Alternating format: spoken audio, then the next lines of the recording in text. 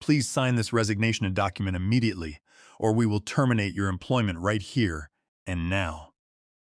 Those were the exact demanding words spoken to me by a group of executives who had been with our company for less than a year. After 21 years of dedicated, tireless service to the organization I had helped build, from its humble beginnings, I was granted exactly 30 minutes to make a decision that would alter the course of my entire professional life.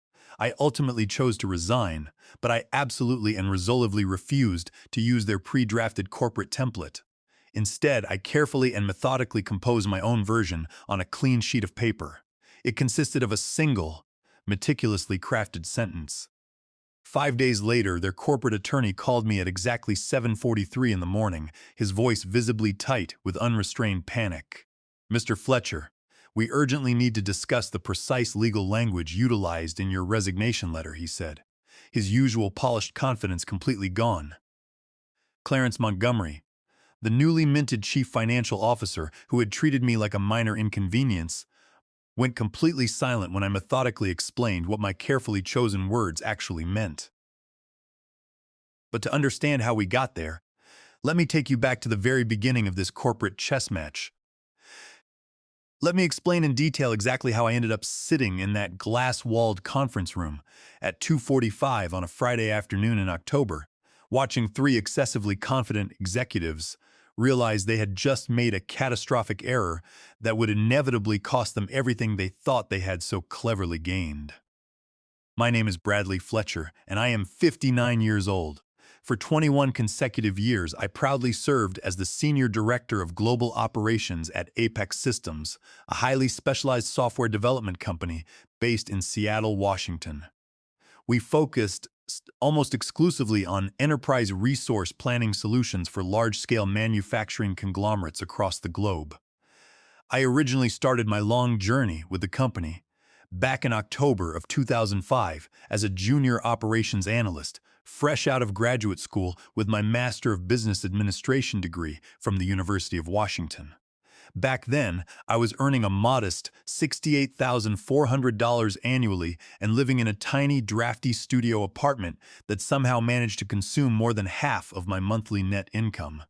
By the time this fateful October rolled around, my annual compensation package had steadily climbed to $324,500, complemented by lucrative quarterly performance bonuses, incredibly comprehensive health benefits, and a vast portfolio of stock options that I had patiently accumulated over nearly 2 decades of relentless dedication.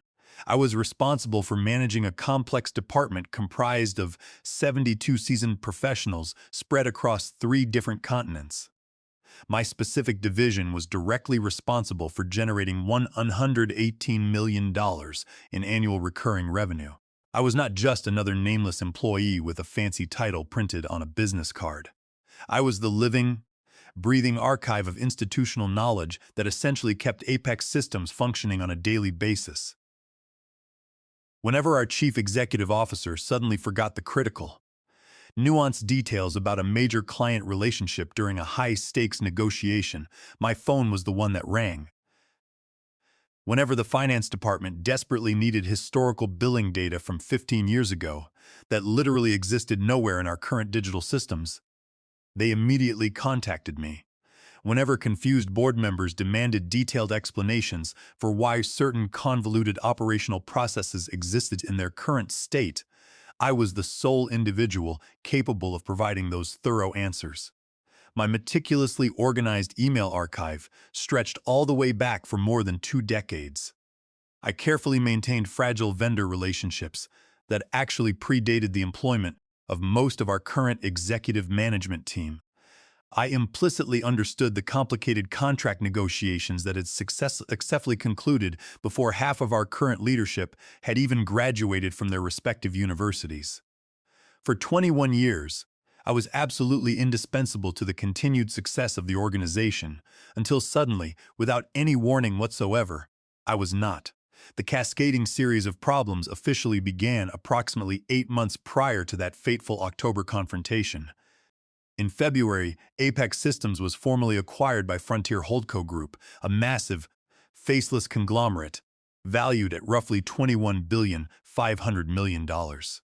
Frontier Holdco Group specialized almost entirely in purchasing medium-sized, profitable technology companies, systematically eliminating their most expensive, highly experienced employees, and immediately replacing them with recent university graduates who would eagerly accept far lower compensation packages without ever questioning the wisdom of the directives they were given. I had personally witnessed this exact pattern destroy three of our primary competing companies in the enterprise software industry over the preceding 22 months. I knew precisely what was coming our way. The corporate acquisition playbook literally never varied. The new management team arrives wearing expensive suits and making incredibly reassuring promises about long-term stability and operational continuity. Then, slowly but surely, they begin systematically eliminating anyone earning above $165,000 annually. They replace them with fresh, naive graduates making $112,000 who simply lack the professional experience to recognize that they are being completely exploited by a system designed to maximize short-term shareholder value. The acquisition was officially finalized on February 14th, Valentine's Day. I found the timing to be appropriately, almost comically, ironic, as it was the day they began breaking the heart of the company we loved. The brand new management team confidently arrived on February 22nd, marching into our lobby like conquering generals ready to reshape our lives. They wore perfectly tailored charcoal suits and wore expressions of supreme, unearned superiority. They walked right past the reception desk without offering a single word of greeting, their polished shoes clicking loudly against the Italian marble floors. To the long-term employees watching from their desks, it felt as though an occupying army had just marched into our sanctuary. Our new chief executive officer was Clarence Montgomery. He was 39 years old, boasted a fancy degree from an Ivy League institution, and had previously served as an executive at a flashy startup that had burned through $50 million in venture capital funding before collapsing spectacularly in a highly publicized bankruptcy. Despite his impressive credentials on paper, he possessed absolutely zero practical, hands-on experience in the granular details of enterprise software operations. The new chief financial officer was Preston Thorne, a 38-year-old former senior consultant at a massive management consulting firm. Preston was legacy-focused when it came to constructing complex financial modeling scenarios and manipulating intricate spreadsheets, but he remained completely ignorant about how actual, functional businesses operated on a practical, daily operational level. The new chief operating officer was Dominic Reed, 41 years old, who had been a vice president at Frontier Holdco Group for exactly 22 months, and he genuinely believed he understood absolutely everything there was to know about software development companies simply because he had once managed a tiny subsidiary for 10 months before it failed catastrophically and was quietly liquidated. They immediately scheduled a mandatory company-wide town hall meeting for March 3rd at 10 o'clock in the morning. Clarence stood confidently at the front of our main conference room, a specialized space that I had personally helped design when we relocated to this modern building over a decade ago. I had spent weeks selecting every single piece of ergonomic furniture, fiercely negotiating every complex audiovisual equipment contract, and even spending an entire weekend choosing the specific calming shade of slate gray paint for the soundproof walls. Clarence delivered the standard, incredibly predictable corporate acquisition speech that I had already heard nearly word for word from colleagues at 3 other acquired companies. "We are incredibly excited about this strategic partnership," he announced loudly, projecting a rehearsed enthusiasm that successfully fooled absolutely nobody who possessed any real corporate fear experience. "I assure you nothing fundamental is going to change around here. We deeply value your immense contributions. Your current positions are completely secure. Together, we will achieve unprecedented financial success." Frontier Holdco Group acquired Apex Systems specifically because of the exceptional talent in this room, and we are fiercely committed to preserving that unique culture and your invaluable expertise.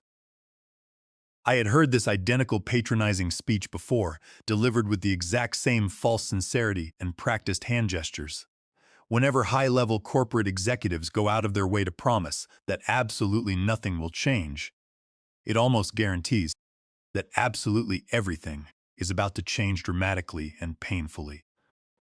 I went home and began meticulously updating my professional resume that very evening at 10:23, sitting alone at my oak dining room table with a generous glass of expensive red wine.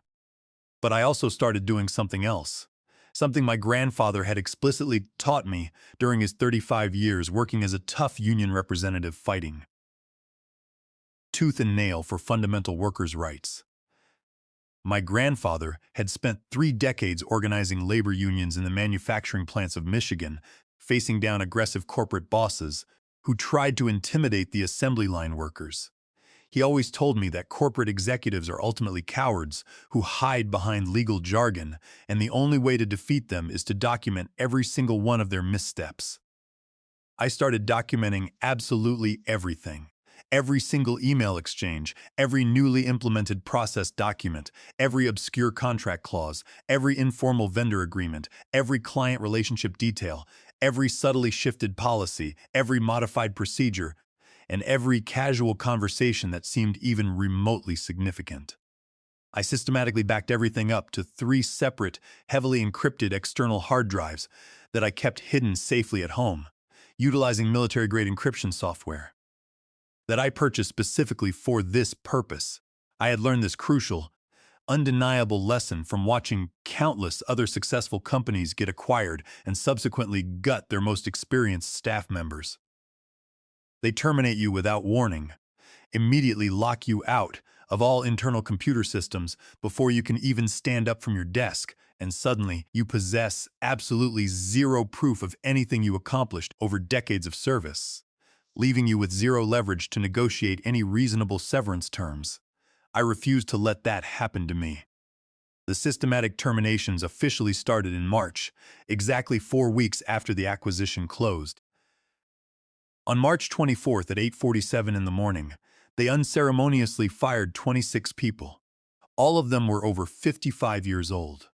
All of them were earning more than $185,000 annually. All of them possessed multiple decades of irreplaceable professional experience. They quietly replaced them within 6 weeks, with recent college graduates making less than half the salary of their predecessors. The Human Resources Department conveniently referred to this mass exodus as a strategic organizational realignment. I, on the other hand, referred to it as systematic age discrimination and corporate wage theft. But I wisely kept my sharp observations completely private and continued diligently documenting every single termination, every new replacement hire, and every closed-door meeting where age or compensation was casually mentioned as a deciding factor. I recorded absolutely everything, building an impenetrable fortress of digital evidence. In April, they slowly began targeting me specifically, hoping to make my daily routine so uncomfortable that I would leave on my own. It started with small, insidious things initially. They subtly excluded me from high-level strategic meetings that I had personally facilitated and attended for years without question.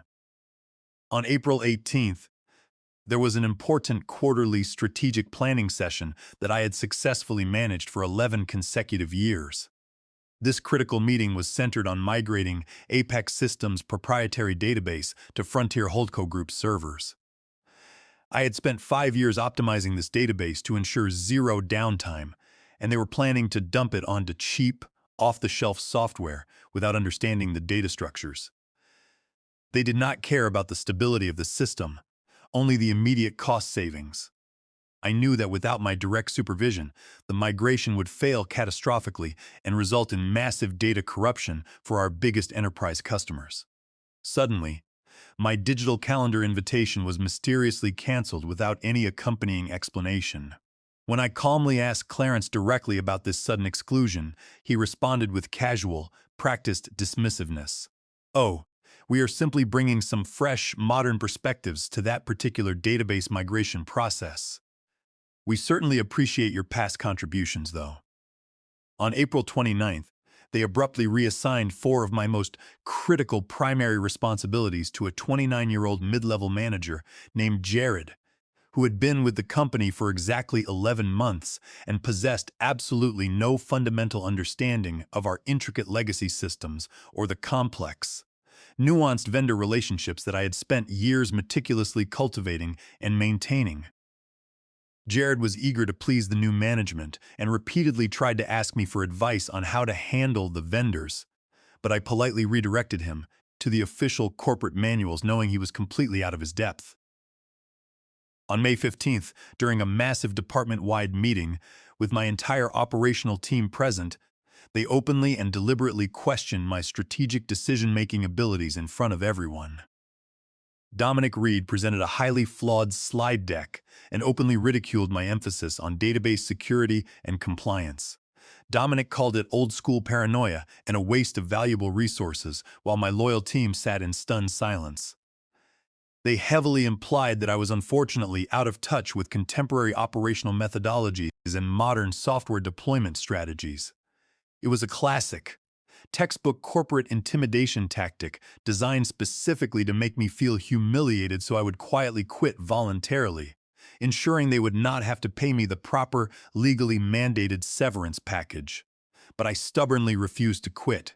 I continued showing up every single day, performing my demanding job flawlessly, and silently documenting every slight, every deliberate exclusion, every undermining comment, and every blatant instance of professional disrespect. My personal human resources file was absolutely, undeniably spotless. I had 21 years of outstanding glowing performance evaluations, 0 disciplinary actions of any kind, and multiple prestigious corporate recognition awards, including Operations Excellence, Leadership Innovation, and a Distinguished Service Award. They definitively knew they could not legally terminate me for cause, and they absolutely hated that undeniable fact. On June 27th, they eagerly attempted a completely different strategic approach to dislodge me. Preston Thorne called me into his spacious corner office at 4:45 on a Friday afternoon. That timing is always a terrible, ominous sign. Friday afternoon corporate meetings almost universally mean bad news. He adjusted his expensive silk tie and said, "Bradley, we are currently restructuring our global operations to better align with the overarching frontier operational framework. We are permanently eliminating your current position and creating a brand new role titled Senior Operations Coordinator. You are certainly welcome to formally apply for it, but the designated compensation is significantly reduced to $165,000.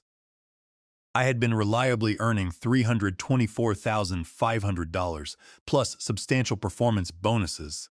This insulting proposal represented a massive, devastating pay cut for essentially identical daily responsibilities, packaged with a slightly different, noticeably inferior corporate title.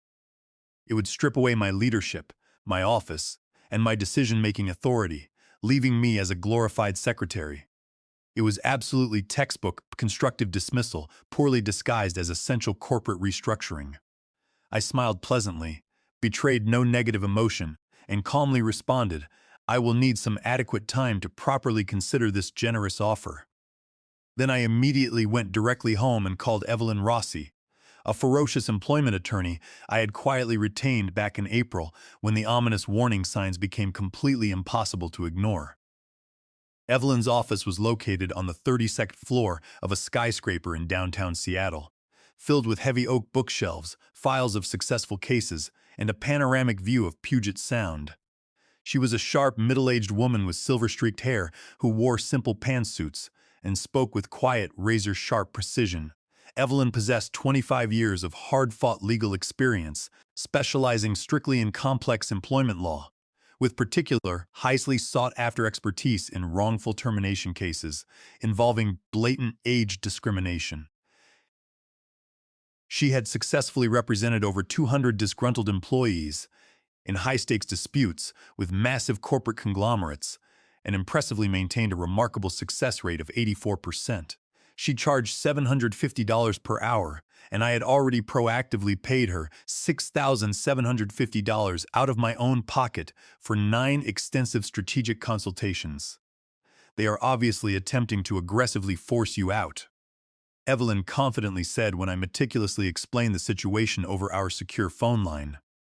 "That massive compensation reduction offer is textbook constructive dismissal. Do not accept it under any circumstances whatsoever. Wait patiently for them to make their next clumsy move."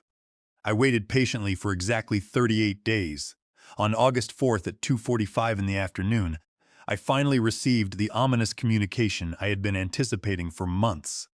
Clarence's polished assistant sent an urgent, page-long email. "Mr. Montgomery would like to meet with you in conference room C at 2:45 today. Please make yourself available immediately." Conference room C, notably not his private office. That meant there would be official corporate witnesses. That meant formal, recorded corporate business. That meant inevitable termination. I calmly printed out my one-sentence resignation letter, the exact one Evelyn and I had meticulously drafted weeks earlier after multiple intense revisions, folded it carefully, and placed it securely in my tailored suit jacket pocket. Then I walked slowly and deliberately to conference room C at exactly 2:45. Clarence, Preston, Dominic, and Beatrice Jenkins from Human Resources were already seated comfortably on one side of the long mahogany conference table, positioned exactly like an imposing panel of judges evaluating a condemned defendant. 4 expensive leather portfolios were arranged neatly in front of them, 4 matching silver pens, 4 matching expressions of false, rehearsed sympathy plastered across their faces. Clarence vaguely gestured toward the single, isolated chair positioned directly across from them. The designated defendant's chair, isolated, facing the unified prosecution. I sat down calmly, making sure to maintain steady eye contact with each of them. I had mentally rehearsed this exact, pivotal moment at least 80 times. "Bradley, thank you for making time to meet with us on such short notice." Clarence began with forced, artificial friendliness. "We urgently need to discuss your long-term future with Apex Systems." Translation: we are officially terminating your employment right now. As you are well aware, we have been aggressively restructuring to strategically align with the broader operational framework. We have made some incredibly difficult decisions about our leadership structure moving forward. After extensive, painful consideration, we have decided to move in a totally different direction with the global operations role.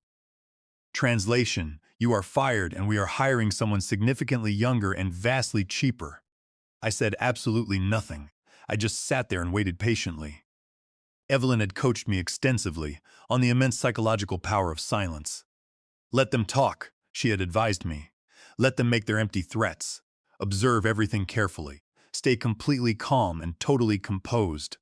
Preston Thorne enthusiastically jumped in, his youthful voice practically dripping with thick, false sympathy.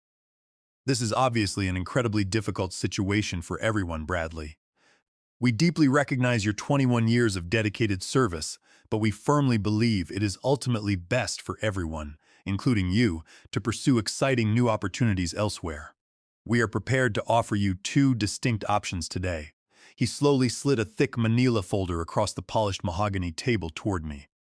Inside were 2 separate documents, both already fully prepared, simply waiting for my binding signature. "Option 1, Preston continued confidently. You voluntarily resign effective immediately. We will generously provide 4 weeks of severance compensation.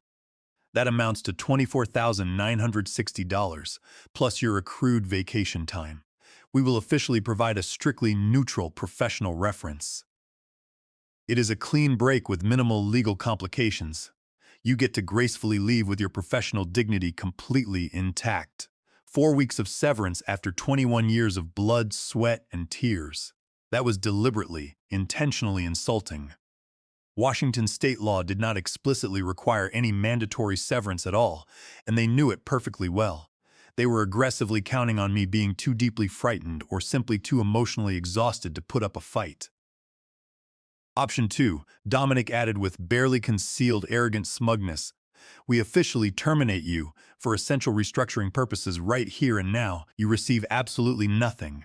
No severance payment whatsoever. No vacation payout. Nothing. And we will permanently note in your official employment file that your position was decisively eliminated due to strategic redundancy. which definitely does not create the most favorable impression for your future employment opportunities. That was a blatant, undeniable threat, a clumsy, incredibly obvious corporate threat, but a highly coercive threat nonetheless. They were explicitly telling me, take the pathetic pittance we are offering, or we will intentionally make it exponentially harder for you to find decent work anywhere else in this industry. I calmly opened the manila folder. Inside was a pre-written resignation letter meticulously printed on official Apex Systems letterhead. All I needed to do was sign at the bottom dotted line. The letter blatantly read, I, Bradley Fletcher, hereby resign from my position as Senior Director of Global Operations at Apex Systems effective immediately. I fully understand that I will receive exactly 4 weeks of severance compensation and my accrued vacation time as my final binding settlement. I unconditionally release Apex Systems and Frontier Holco Group from any and all legal claims related to my prolonged employment or the termination thereof. It was an obvious trap. If I hastily signed that deceptive document, I would be permanently waiving all my hard-earned legal rights to pursue any future legal action for a miserable $24,960. I looked intently at all 4 of them. They were young, excessively confident, and absolutely certain they had successfully backed me into a dark corner with no possible avenue of escape. Clarence was conspicuously checking his expensive smartwatch. He probably had fancy dinner reservations scheduled for 6 o'clock in the evening. Preston was smirking slightly, clearly enjoying his newly acquired, perceived corporate power. Dominic was leaning back comfortably in his plush leather chair, acting like this tedious meeting was already successfully concluded, and he had won a decisive, crushing victory. I thought fondly about my grandfather, who had bravely spent 35 years as a construction foreman, relentlessly fighting for fundamental workers' rights. He taught me one incredibly critical, unforgettable lesson when I was merely 16 years old. Never sign absolutely anything without reading it thoroughly at least 3 separate times, and never ever let people wearing expensive, tailored suits bully you simply because they possess fancy corporate titles. You have fundamental legal rights, know them implicitly, use them ruthlessly. I will resign, I said calmly, breaking the tense silence. Visceral relief flooded their anxious faces almost immediately.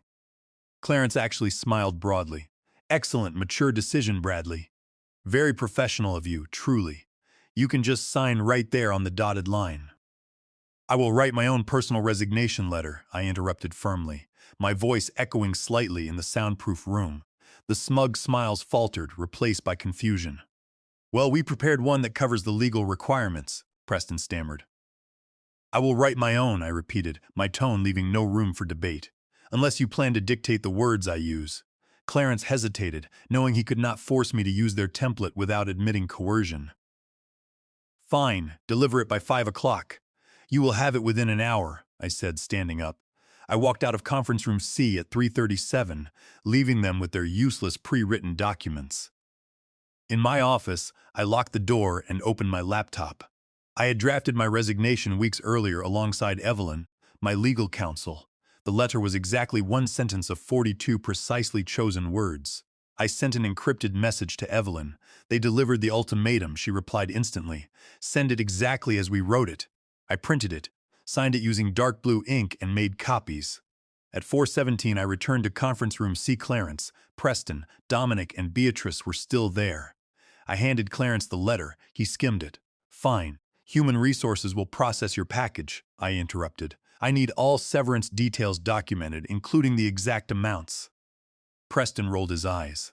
4 weeks' salary, $24,960. And my accrued vacation? I have 235 hours saved. That is included, Beatrice chimed.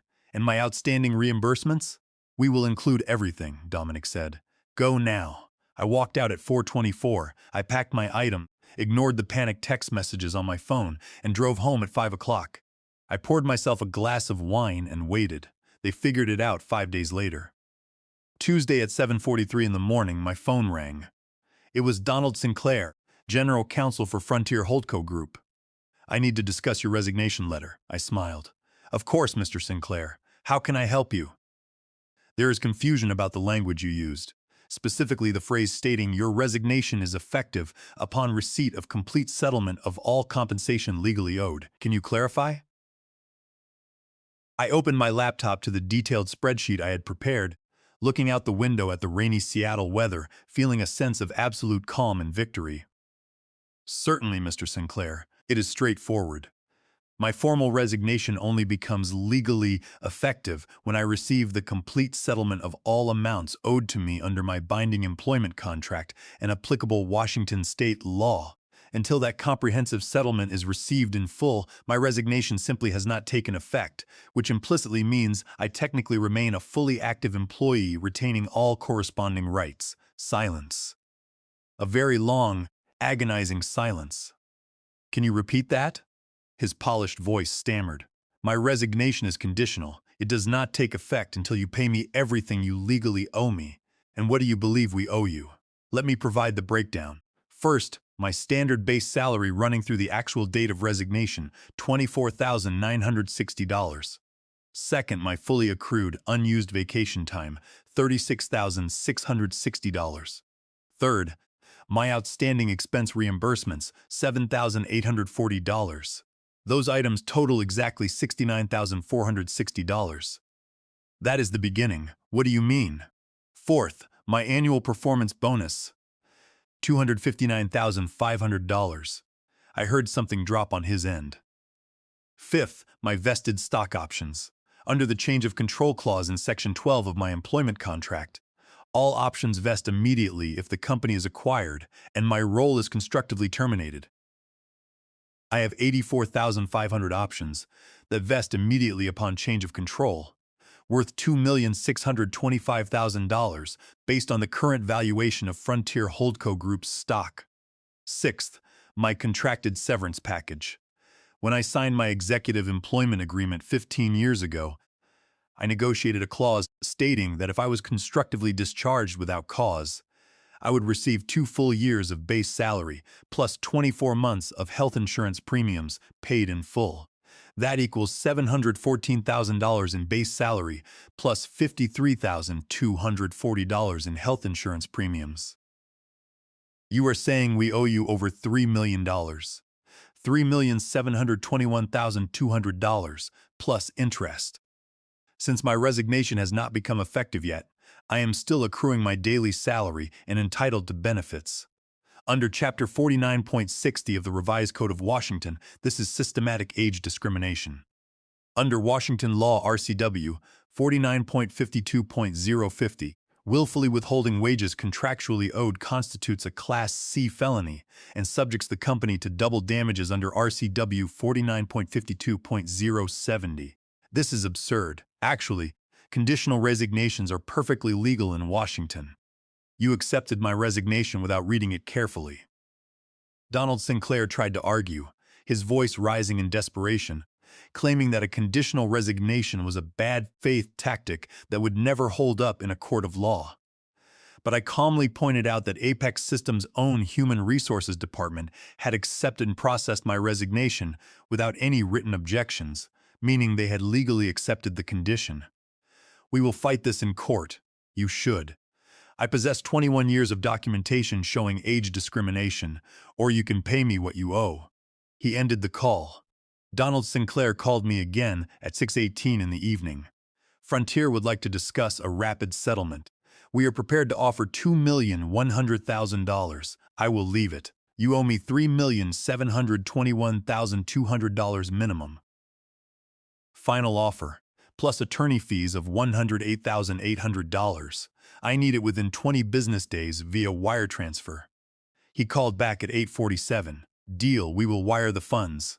On September 3rd, I received a wire transfer for $3,830,000, the full settlement plus attorney fees. Sometimes, the best revenge is getting what you are rightfully owed.